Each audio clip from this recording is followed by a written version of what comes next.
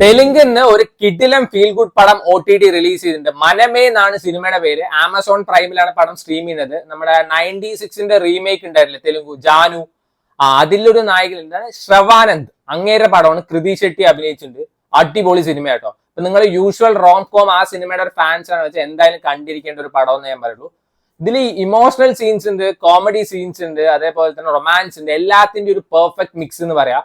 Emotional scenes ഒന്നും നമുക്ക് കാണുമ്പോൾ പാസം ഓവർലോഡ് അങ്ങനെ തോന്നില്ല. നല്ല രസമാണ്. അതിന്റെ മെയിൻ കാരണം എന്താ വെച്ചാൽ ഈ സിനിമയുടെ ലൈഫ് അല്ലെങ്കിൽ ബാക്ക് ബോൺ ഒക്കെ ഇത് മ്യൂസിക് ആണ്. ഞാൻ ഈ സിനിമ മ്യൂസിക് ഒക്കെ നല്ല രസം, അടുപ്പിച്ച് പാട്ടാണ്. നമ്മുടെ ഹൃദയത്തിലേക്ക് പോലെ കുറെ പാട്ടുണ്ട്.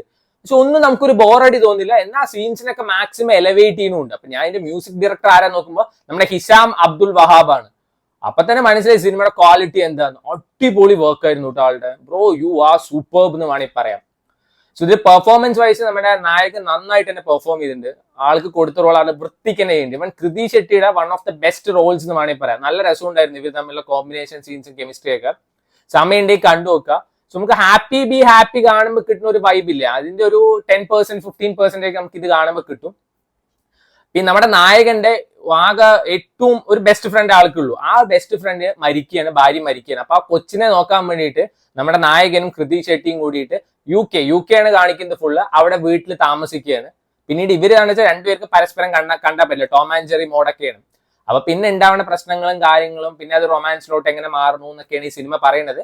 ഞാൻ പറയുന്നത് ഇന്നേ വരെ ഇറങ്ങാത്ത പടമാണ് അല്ലെങ്കിൽ once in a blue moon സംഭവിക്കുന്ന പടമാണെന്നൊന്നും പറയില്ല. എത്രയോ സിനിമകളിൽ വന്നിട്ടുണ്ട്. പക്ഷെ നല്ല രസമാണ് കണ്ടിരിക്കാൻ. എല്ലാവരും നന്നായി പെർഫോം ചെയ്തിട്ടൊക്കെ ഉണ്ട്. സോ കൂടുതലൊന്നും സിനിമയെ പറ്റി പറയില്ല. ആമസോൺ പ്രൈമിൽ അവൈലബിൾ ആണ്. നല്ലൊരു പടമാണ്. അധികം ആരും പറയണൊന്നും കേട്ടിട്ടില്ല. 2024 ഇറങ്ങിയ സിനിമയാണ്. ഇപ്പോഴാണ് OTT റിലീസ് ചെയ്യുന്നത്. തെലുഗു ഭാഷയിൽ മാത്രമേ അവൈലബിൾ ആയിട്ടുള്ളൂ. സ്റ്റിൽ വർത്ത് വാച്ച് എന്ന് ഞാൻ പറയുള്ളൂ. Try it out if you have time.